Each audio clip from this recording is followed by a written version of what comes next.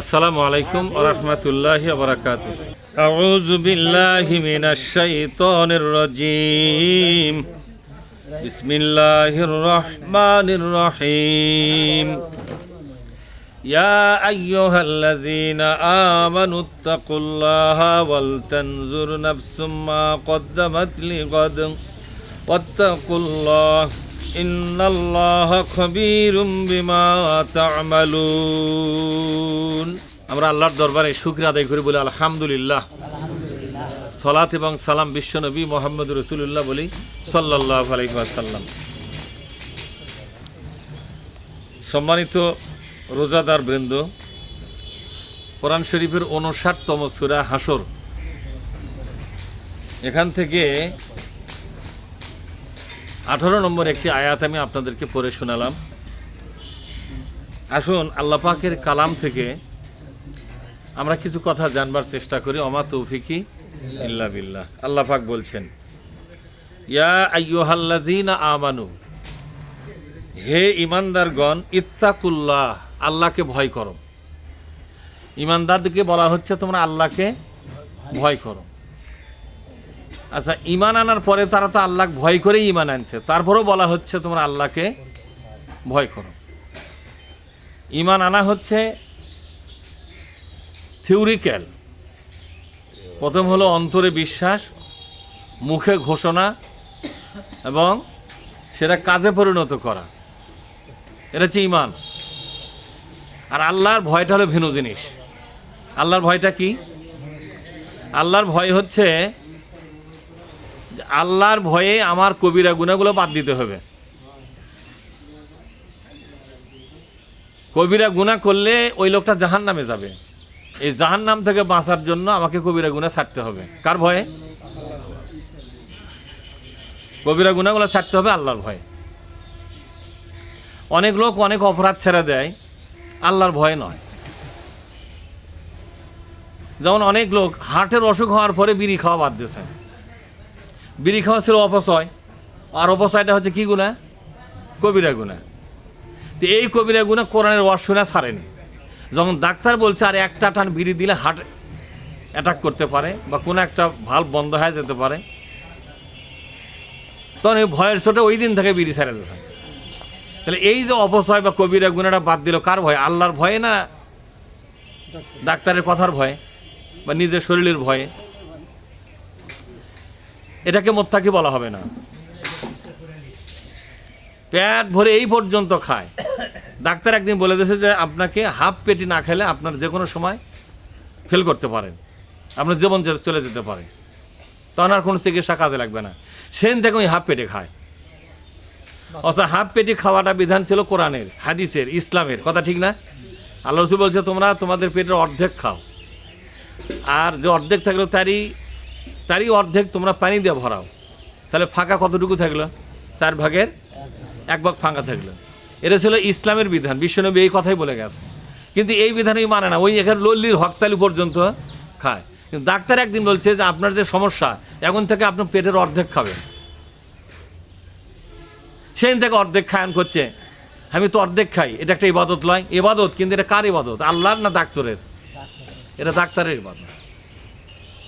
তা আল্লাহর ভয়ে কবিরা গুনাহ আমাকে ছাড়তে হবে।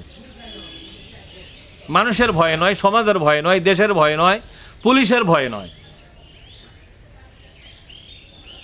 কারো ভয়ে নয়। যার ভয়ে আপনি ছাড়বেন সেখান থেকে সওয়াব পাওয়া যাবে না, কিন্তু একমাত্র আল্লাহর ভয়ে যদি আমি অপরাধগুলো ছেড়ে দেই তাহলে আমার আমল নামে একটা ইবাদত যুক্ত হবে। সুবহানাল্লাহ। কবিরা গুনাহ বাদ দেওয়াটাও কিন্তু একটা ইবাদত।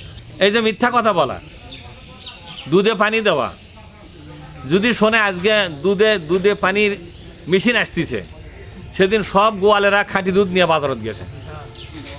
মানে আগাম খবর কেমন করে পাইছে যে আজ কিন্তু বিকালে বা সকালে দুধ দেখার জন্য দুধের মেশিন নিয়ে আসতেছে, সেদিন সবার খাঁটি দুধ।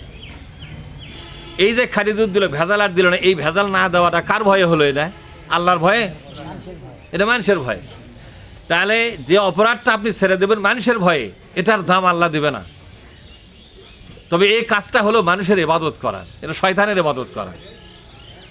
আল্লাহর ভয়ে একটা অপরাধ আপনি ছেড়ে দেবেন, তার দুনিয়ার মানুষ আপনাকে প্রশংসা করুক অথবা না করুক, কিন্তু এর মূল্য আল্লাহ তাআলা আপনাকে পরিশোধ করে দেবেন। আল্লাহ তাআলা বলছেন, হে ঈমানদারগণ, আল্লাহর ভয়ে অপরাধগুলো ছেড়ে দাও, কারণ এই অপরাধের বিচার হবে, এই অপরাধের কারণে তোমার শাস্তি হবে, আর এই শাস্তি আমি তোমাকে দেব না বিধায় আমি তোমাকে আগাম সতর্ক করতেছি, তুমি অপরাধগুলো ছেড়ে দাও। এবার আরেকটা তাকওয়ার অর্থ হলো যে আল্লাহকে পাওয়ার জন্য তার ফরজ ইবাদতগুলো যথাযথভাবে আদায় করা। কাকে পাওয়ার জন্য? আল্লাহকে পাওয়ার জন্য ফরজ ইবাদতগুলো যথাযথভাবে আদায় করা, কাউকে দেখাবার জন্য নয়। আপনি দান করতেছেন কাকে দেখাবার জন্য? নামাজ পড়তেছেন আল্লাহকে দেখাবার জন্য, ভালো কথা বলেন, ভালো কাজ করেন, সবটাই আল্লাহকে দেখাবার জন্য। একবার জিবরিল আলাইহিস সালাম বিশ্বনবীর কাছে এসে বললেন, হে রাসূল, কয়েকটা প্রশ্ন করব। হুজুর বললেন, ঠিক আছে করো। জিবরিল আলাইহিস সালাম বললেন যে ইহসান কি জিনিস? অনেক কথা হলো, তার জবাবটা হলো, ইহসান সেই জিনিসকে বলা হয় যে মানুষ আল্লাহকে দেখে দেখে ভালো কাজ করে। মানুষ মনে করে যে আমি আল্লাহকে দেখতে পাচ্ছি, আল্লাহকে আমি দেখতেছি এবং তাকে দেখাচ্ছি আমার কাজ। যদি এটা নাও হয়, অন্তরে এই অবস্থা যদি না হয়, অন্তত সে বোঝে যে আল্লাহ আমার প্রত্যেকটা কাজ কি করতেছে, দেখতেছে। অর্থাৎ আমার কোনো কাজ আল্লাহর নজরের বাইরে নাই। এর নাম হলো ইহসান। এর নাম কি? ইহসান। সুতরাং আল্লাহর ইবাদত করতে হবে তার সন্তুষ্টি আদায়ের জন্য। এটাও তাকওয়ার একটা অংশ। এই দুই অংশ মিলা হলো তাকওয়া। এবার আল্লাহ তাআলা বলছেন, ওয়াল তানজুর নাফসুম মা কদ্দামাত লিগাদ। প্রত্যেকটা মানুষের আগামীকাল কি পাঠাচ্ছে আগামীকালের জন্য। কখনকার জন্য? আগামীকাল কোনটা? আগামীকাল হচ্ছে পরকাল। আজ হচ্ছে দুনিয়া, আজ টুডে, এটা হলো দুনিয়া। এই যে লক্ষ লক্ষ বছর যে দুনিয়া, এই দুনিয়া হচ্ছে আজ, আর আগামীকালটাই হলো পরকাল। আজ আর কাল, টোটাল দুনিয়ার সময়গুলোকে বলা হয় আজ, আর কাল বলতে বলা হয় পরকালের সময়কে। আগামীকাল তুমি কি পাবে, তোমার অবস্থান ঠিক করার জন্য তুমি কিছু পাঠাও। এ ব্যাপারে আমাদেরকে নজর দিতে বলেছেন কে? আমরা কিন্তু এই ব্যাপারে নজর দেইনি। আমার ছেলের জন্য, মেয়ের জন্য, পরিবারের জন্য কি কি করা দরকার, এই দিকে আমরা নজর দিছি। কথা ঠিক না? এই দিকে খুব নজর দিছি আমরা। অথচ এই দুনিয়া কিন্তু একসময় আমাদের কাছ থেকে হারিয়ে যাবে। হারিয়ে যাবে কিনা? এই দুনিয়া একসময় আমাদের কাছ থেকে শেষ হবে, হারিয়ে যাবে। আমাদেরকে আখিরাতে স্থায়ী ঠিকানা আমাদের তৈরি করতে হবে। আর আখিরাতের ঠিকানা হলো দুইটা, একটা হলো জাহান্নাম আর একটা হলো জান্নাত। আমাদেরকে জান্নাতের বাড়ি টিকাবার জন্য আমাদেরকে এখন থেকে পাঠাতে হবে। সূরা ইয়াসিনের মধ্যে আপনারা একটা আয়াত শুনবেন, সেখানে আল্লাহ তাআলা কি বলেছেন? আল্লাহ তাআলা বলছে যে তোমরা যা কিছু পাঠাচ্ছ এবং যা কিছু রেখে আসতেছ, আমি নিজে হাতে সব কিছুই লিখে রাখতেছি। তোমরা যা পাঠাচ্ছ আর যা রেখে আসতেছ, কি রেখে যাচ্ছেন?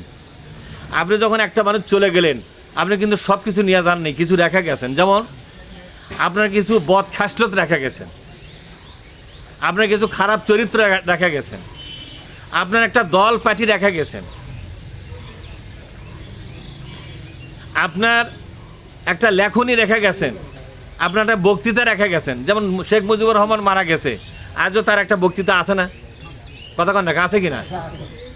জিয়াউর রহমান মারা গেছে, আজও তার একটা বক্তৃতা। কিন্তু আল্লামা সাঈদীকে হত্যা করা হয়েছে, কিন্তু তার বক্তৃতা কিন্তু এখনো। এখন বলেন তো, জান্নাতে যাওয়ার জন্য আল্লামা সাঈদী যে বক্তৃতাগুলো দিয়েছে, এই বক্তৃতাগুলোর থেকে সওয়াব হবে না? হবে না? আর বাদ বাকি অনেক নেতা নেত্রী বক্তৃতা দিচ্ছে, তারাও তো মারা গেছে। তাদের বক্তৃতার দ্বারা 10টা সওয়াব হবে? হ্যাঁ, এ কথাই বলা হয়েছে যে তোমরা কি রেখে যাচ্ছ এবং তোমরা কি পাঠাচ্ছ। আমরা দুনিয়ার থাকা অবস্থায় কিন্তু আখিরাতে আল্লাহর হাতে কিছু পাঠাচ্ছি। সম্মানিত ভাইয়েরা, এবার আল্লাহ তাআলা বলছেন ওয়াত্তাকুল্লাহ, সব ব্যাপারে ভয় থাকতে হবে। কার? আল্লাহর ভয়। আপনি একটা অপরাধে হাত দেওয়ার সময় চিন্তা করলেন যে আল্লাহ আমাকে দেখতেছে, এ বিচার হবে, এখন এই অপরাধটা আপনি মিথ্যা কথা হোক বা যে কোনো অপরাধ হোক, অন্যায় হোক, আপনি ছেড়ে দিলেন আল্লাহর ভয়ে। উলাই এরপরে বলছেন ইন্নাল্লাহা খাবিরুম বিমা তা'মালুন, আল্লাহ তাআলা তোমাদের প্রত্যেকটা কাজের খবর রাখে। সুবহানাল্লাহ পাঠ করেন। এই আয়াত কিন্তু অনেক চিন্তাশীল মানুষের অন্তরে আশা জাগায় যে আমরা অনেক ভালো কাজ করি, অনেকেই দেখে না। এরকম আছে না? অনেক লোক অনেক ভালো কাজ করে, ভালো কথা বলে, দুনিয়ার মানুষের চোখত পড়ে না। গতকালকে একজন আমাকে বললো যে এত বেশি ভালো কাজ করছি কিন্তু মূল্যায়ন নাই হুজুর। কি নাই? এর সমাজ আমাকে মূল্যায়ন করলো না। এত বেশি সমাজের কাজ করেছি, এত বেশি ভালো কাজ করেছি, কিন্তু সমাজের লোক আমাকে মূল্যায়ন করে না। আল্লাহ তাআলা বলছেন তোমরা যে কোনো কাজ করো দুনিয়ার কারো মূল্যায়ন পাওয়ার আশায় নয়। তোমার কাজগুলোকে মূল্যায়ন করার জন্য আমি নিজের চোখে নজরদারি করতেছি। সুবহানাল্লাহ। তাই আল্লাহ তাআলা বলছেন তোমাদের প্রত্যেকটা আমল, তা ছোট হোক কিংবা বড় হোক, ফামাই ইয়ামাল মিসকালা যাররাতিন খায়রান ইয়ারা, যে ভালো কাজগুলো তোমরা করো সেটা যাররা যদি হয়, মানে সরিষার দানা পরিমাণও যদি হয়, সেটাকে তাহলে আমাদের যে কোনো কাজ দেখার দায়িত্ব কার বলেন? না, আমাদের যে কোনো কাজ দেখার দায়িত্ব কার? আল্লাহ। এই দুনিয়ার মানুষ আপনার ভালো কাজ দেখেও কিন্তু একদিন আপনাকে মূল্য দেবে না। আমি দেখছি অনেক লোক সমাজের বহু উন্নয়নের কাজ করেছে, একসময় সমাজের লোক তাকে আস্থা করে নিক্ষেপ করেছে, সমাজের লোকের কাছে মূল্য পায়নি সে। শুধুমাত্র আল্লাহকে দেখাবার জন্য, আল্লাহর কাছে বিনিময় পাওয়ার জন্য যারা ভালো কাজ করে, এই ভালো কাজের দাম দেওয়ার দায়িত্ব কার? অনেকে আছে ভোটের দাঁড়াবে ভবিষ্যতে, এখন থেকে ভালো কাজ শুরু করছে। টার্গেটটা কি? কতক্ষণ টাকা টার্গেটটা কি? ভবিষ্যতে ভোটের দাঁড়াবে, মেম্বার হোক, চেয়ারম্যান হোক, এমপি হোক, উপজেলা চেয়ারম্যান হোক, একটা ভোটের দাঁড়াবে। এজন্য এখন থেকে সে সমাজে ভালো কাজ করতেছে। তাহলে এই ভালো কাজের টার্গেট দুনিয়া না আখিরাত হলো? এটা এই ভালো কাজের টার্গেট হয়ে গেল দুনিয়া। আপনারা দেখবেন সূরা মাউনের মধ্যে আল্লাহ তাআলা কি বলছেন? ওয়াল্লাযীনা হুম ইউরাউন, যারা মানুষকে দেখাবার জন্য ভালো কাজ করে, এদের পরকালের বিশ্বাসটাকে আল্লাহ বাতিল করে দিয়েছেন। নাউযুবিল্লাহি মিন যালিক। যেমন আল্লাহ তাআলা বলছেন আরাআইতাল্লাযী ইউকাযযিবু বিদ্দীন, বলেন তো আরাআইতাল্লাযী ইউকাযযিবু বিদ্দীন। হে নবী, আপনি কি তাকে দেখেছেন যে পরকালের প্রতি আসলে বিশ্বাস করে না? কারা তারা? অথচ দুনিয়ার মানুষ জানে সে পরকালের প্রতি ঈমান আনে, মুসলমান, কিন্তু আল্লাহ বলছেন এরা পরকাল বিশ্বাস করে না। কারা তারা? ফাযালিকা, ওই সমস্ত লোকেরা যারা এতিমকে খাবার দেয় না এবং মিসকিনকে গলা ধাক্কা দিয়ে তাড়িয়ে দেয়, আর যে কোনো ভালো কাজ তারা মানুষকে দেখাবার জন্য করে, নাম যশ খ্যাতি হবে। সেদিন আমাদের শিবিরের কেন্দ্রের একজন নেতা কানতে কানতে একটা হাদিস বলল, আমি তার বক্তৃতা শুনলাম। হাদিসটা আমরাও বলি। সে এত কান্না করতেছিল, সে বলতেছিল যে আল্লাহ রসুল বলে গেছে যে কিয়ামতের ময়দানে একজন শহীদকে বলা হবে তোমার নিজের ব্যাপারে তোমার বক্তব্য কি? তিনি বলবেন যে হে আল্লাহ, আমি আমার নিজের জীবনটা তোমার ইসলামের জন্য দিয়েছি। আল্লাহ বলবেন না, তোমার জীবনটা আমাকে খুশি করার জন্য দাও নাই, তোমার জীবনটা তুমি দিয়েছো দুনিয়াবাসী তোমাকে বীর বাহাদুর মনে করবে, তোমার প্রশংসা করবে। তোমার মনে ছিল এটা, তোমার মনের অবস্থা আমি জানতাম। এই যে দেখো তোমার মনের ছবি, কি চিন্তা ছিল তোমার মনের মধ্যে। এই শহীদকে তখন বলা হবে তুমি জাহান্নামে যাও। নাউজুবিল্লাহ পাঠ করেন। অনেক কোরআনের পাঠক যারা কোরআন তেলাওয়াত করে নিয়মিত, তাদেরকে বলা হবে যে তোমাদের বক্তব্য কি? তারা বলবে যে হে আল্লাহ, আমি তোমাকে খুশি করার জন্য কোরআন শরীফ পড়েছি, কোরআন শরীফ স্টাডি করেছি, অধ্যয়ন করেছি। আল্লাহ তাআলা বলবেন না, তুমি মিথ্যা কথা বলতেছো। মানুষ তোমাকে কোরআনের ভালো একজন তেলাওয়াতকারী বলবে, ওই লোকটা নিয়মিত কোরআন পড়ে, বারে এত আমুল, প্রত্যেকদিন সকালে কোরআন পড়ে, রাতেও কোরআন পড়া শোনা যায়, তোমার নামে এই প্রশংসা বাজারে ছড়ে যাবে, এটার আশায় তুমি নিয়মিত কোরআন পড়তে। তাহলে একজন কোরআন যারা তেলাওয়াত করে তাদেরকে আল্লাহ কি বললেন, যে মানুষের মধ্যে তোমার নাম এবং প্রশংসা ছড়ে যাবে, এজন্যই তুমি কোরআন পড়তে, আল্লাহকে খুশি করার জন্য তুমি কোরআন পড়ো নাই। এই যে মানুষ বলতেছে যে লোকটা এত আমুল করছে, লোকটা এত আমুল করেছে, এত নিয়মিত কোরআন পড়তে পারে, এত ভালো আমুল করতো, এই প্রশংসা পাওয়ার আশায় তুমি কোরআন শরীফ পড়েছ, তখন এই লোকটাকে জাহান্নামে নিক্ষেপ করা হবে। আপনারা এটাকে হালকা মনে করছেন? এরপর আল্লাহ তাআলা আরেকটা আয়াতে বলছেন, সূরা হাসরের 19 নম্বর আয়াতটা আপনারা শোনেন। আল্লাহ বলছেন, ওয়ালা তাকুনু কাল্লাযিনা নাসুল্লাহ ফাআনসাহুম আনফুসাহুম, তোমরা তাদের মতো হইও না যারা আল্লাহকে জানার পরে, বোঝার পরেও, আল্লাহর প্রতি ঈমান আনার পরেও যারা আল্লাহকে ভুলে গেল শেষে। এরকম লোক আছে না নাই? আল্লাহকে জানে, আল্লাহকে বোঝে, আল্লাহর প্রতি ঈমানও এনেছে, কিন্তু তার কর্মময় জীবনে, কিসের জীবনে জুড়ে বলুন, কর্মময় জীবনে তারা আল্লাহকে ভুলে গেল। আচ্ছা, এটা বুঝবেন কেমনে যে ঈমান আনার পরেও আল্লাহকে ভুলে যায়? একটা ছোট উদাহরণ আপনাদের জানার মধ্যে বলি। ঈমানদার একজন মুসলমান, নামাজও পড়ে, কিন্তু ব্যবসার জন্য সুদের থেকে টাকা নেছে। কাঁদতে টাকা নেছে, কথা কয় না, কাঁদতে টাকা নেছে। এই সুদের থেকে টাকা নেওয়ার সময় আল্লাহ মনে রাখছে না ভুলে গেছে? এটাই হচ্ছে আল্লাহকে ভুলে যাওয়া। আর একটা উদাহরণ দেই, আল্লাহ তাআলা বলছেন তোমাদের একটা দল করা লাগবে। তোমাদেরকে কি করা লাগবে? একটা, আল্লাহ তাআলা বলছেন ওয়ালতাকুম মিনকুম উম্মাহ, বলেন তো আমার সাথে, ওয়ালতাকুম মিনকুম উম্মাহ। উম্মাহ মানে পার্টি, ইংরেজি বলা হয় পার্টি। তোমাদেরকে একটা রাজনৈতিক পার্টি করতে হবে। কি পার্টি করা লাগবে? রাজনীতির একটা দল তোমাদেরকে করতে হবে। এই নির্দেশটা দিল কে? নির্দেশটা কি দিল? যে তোমাদেরকে একটা রাজনৈতিক দল করতে হবে। এখন কোনটা করবেন? এখন প্রশ্ন হলো যে রাজনীতির একটা দল করলেই তো হলো নাকি? রাজনীতির একটা দল করলেই তো হলো? এখানে আল্লাহকে ভুলে যাওয়ার ব্যাপার আছে, আল্লাহকে স্মরণ রাখার বিষয় আছে। আল্লাহ বলছে তোমার রাজনীতির দল করতে হবে, সেই রাজনীতির দল করতে হবে যে রাজনীতির দল কোরআন কায়েমের আন্দোলন করে। তাহলে যে রাজনৈতিক দল কোরআন কায়েমের আন্দোলন করে, আপনাকে সেই রাজনীতির দল করতে হবে। তাহলে আপনাদের কাছে একটা জিজ্ঞাসা করতে চাই, এদেশের মুসলমান ভোটারের সংখ্যা কত কওয়া পারেন আপনারা? 8 কোটি। তার 2 কোটি হিন্দু আছে, 1 কোটি মান হিন্দু, তাহলে 11 কোটি কি মুসলমান? আচ্ছা, 11 কোটি মুসলমানদের মধ্যে কোরআন কায়েমের রাজনীতির দল কয়জন করে বলেন আপনারা? কোরআন কায়েমের রাজনীতির দল কয়জন করে?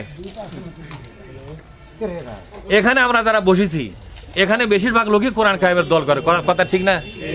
কিন্তু যখন আমরা মসজিদে ঢুকবো মাগরিবের নামাজে, ওখানে যে 300-400 লোক যে নামাজ পড়বে, এই 400 লোকের মধ্যে কোরআন কায়েমের দল, কোরআন কায়েমের রাজনীতির পার্টি কয়জন করে? 400ই করে? অনেক ইমাম আছে ওলামা লীগ করে, করে কিনা জোরে কর? অনেক ইমাম আছে ওলামা দল করে, অনেক মুয়াজ্জিন আছে ওলামা লীগ করে, ওলামা দল করে, করে কিনা? তাহলে রাজনীতি করার সময় কাকে ভুলে গেছে? এটাই হচ্ছে আল্লাহ তাআলা বলছেন যে তোমরা তাদের মতো হইও না যারা আল্লাহকে জানার পরে, বোঝার পরে, আল্লাহর প্রতি ঈমান আনার পরেও আল্লাহকে ভুলে যাচ্ছে। আজকে বাংলাদেশের সবচাইতে বেশি মুসলমান রাজনীতির ময়দানে আল্লাহকে ভুলে গেছে। কাকে ভুলে গেছে? আল্লাহকে ভুলে গেছে। একজন মুসলমান যে কোনো রাজনীতি করতে পারবে না, যে কোনো রাজনীতি করতে পারবে না। কোনটা করতে পারবে? যে রাজনৈতিক দল করার জন্য নির্দেশ দিয়েছে কে? কিভাবে নির্দেশ দিয়েছে দেখেন, তা'মুরুনা বিল মারুফি ওয়া তানহাউনা আনিল মুনকার। তা'মুরুনা বিল মারুফ শব্দের অর্থ হলো তোমরা এমন একটা রাজনীতি করো যে রাজনৈতিক দল ক্ষমতায় গেলে কোরআনের বিধান সরকারিভাবে চালু হবে। এই ফয়সালা কে দিলেন? সম্মানিত ভাইয়েরা, তাহলে ব্যবসা করতে যায় আমরা কাকে ভুলে গেছি? আল্লাহকে ভুলে গেছি। রাজনীতি করতে যা কাকে ভুলে গেছি? আল্লাহকে ভুলে গেছি। অফিসে যখন বসেছি তখন ঘুষ খাচ্ছি, বলেন তো কাকে ভুলে গেছি? এমনকি নামাজ পড়ে এসে অফিসে বসে ঘুষ নিচ্ছে, বলছে আমি হাত দিয়ে নেবো না, টেবিলের ডয়ারের মতো। তা ডয়ের টাকার পরে টাকা কে বার করে নিবে? বলেন কে বার করে নিবে? তাহলে এইভাবে আবার যারা যুবক আছে তারা বিয়ে করার সময় যে শ্বশুর বাড়িতে যৌতুক নিচ্ছে, ওই সময় কাকে ভুলে গেছে? তাহলে তাদের মতো হয়েও না যারা আল্লাহকে কি করে, ভুলে যায়। আমাদের মধ্যেও কিন্তু অনেক লোক আছে যারা আল্লাহর হুকুম মানা বাদ দিয়া নিজের প্রবৃত্তির মনোভাব অনুযায়ী, নিজের চিন্তা ভাবনা অনুযায়ী পথ চলতেছি, ব্যবসা বাণিজ্য করতেছি। একটা কথা শুনে রাখেন, সুদের টাকা নিয়ে ব্যবসা করবেন, সুদের টাকা নিয়ে বাড়ি করবেন, আপনাকে আর জান্নাতে যাওয়ার চিন্তা করার লাগবে না। যে ব্যক্তি সুদের সাথে জড়ে পড়ছে, এই ব্যক্তির ইমানটাকে আল্লাহ সিজ করে নেবে। এ লোকের নাজাতি বন্ধ হয়ে গেল। যত বেকাতেই পড়েন আপনি, আপনার কে বাড়ি করতে বলছে সুদের টাকা লিয়া? কে ব্যবসা করতে বলছে? আপনি এত ফুটানি কে? কারণটা কি? আপনার চাতাল চলে না, আপনার দোকান চলে না সুদের টাকা ছাড়া, আপনি ভ্যান চালান, কিষান দেন মানুষের। ইমান বড় না দুনিয়ার ইজ্জত বড়? কোনটা বড় বলেন? আপনার কোনটা বড়? ইমান বড় না দুনিয়ার ইজ্জত বড়? আপনার গোষ্ঠীগত ইজ্জত, আপনার সামাজিক ইজ্জত, আপনার এলাকার ইজ্জত, এগুলাই বড় না আপনার ইমান নামক সম্পদটা বড়? কোনটা বড়? তো যে অপরাধ করলে আপনার ইমানটা চলে যায়, সে অপরাধ আপনি যখন করতেছেন, তখন তো আপনার জান্নাতে যাওয়ার চিন্তা ভাবনা করে আর কোনো লাভ হবে না। এবার আল্লাহ তাআলা বলছেন অপরাধী কারা জানো? উলাইকা হুমুল ফাসিকুন,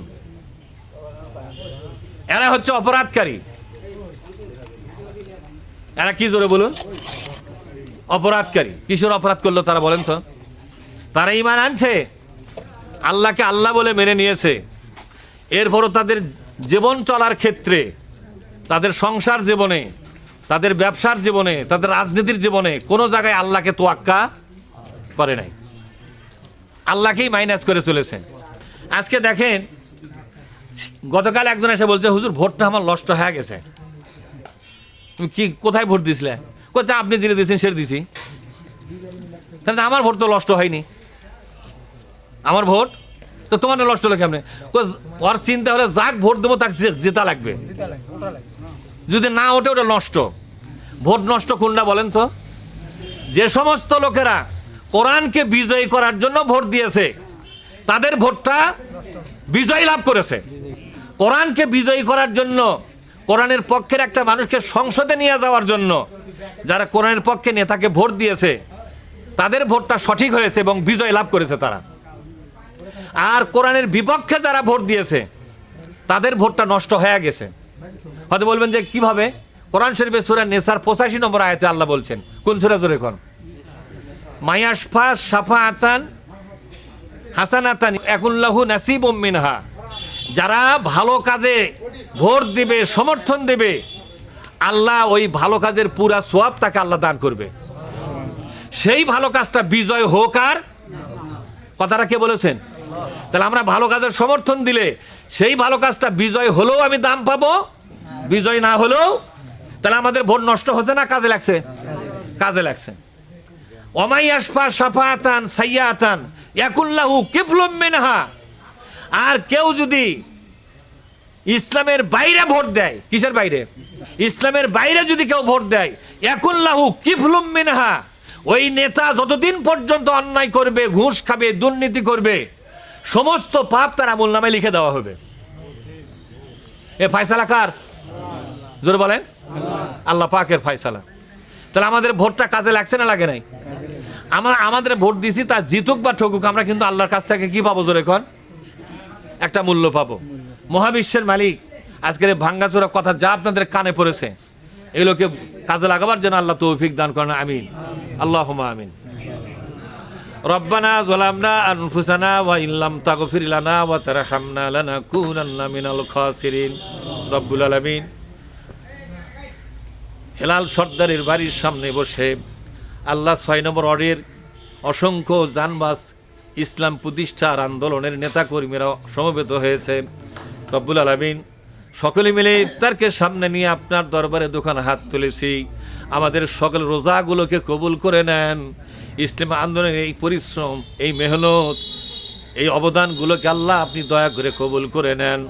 আজকের ইফতার মাহফিলকে কিয়ামতের দিন আমাদের সবার জন্য নাজাতের উসিলা বানায়া দেন।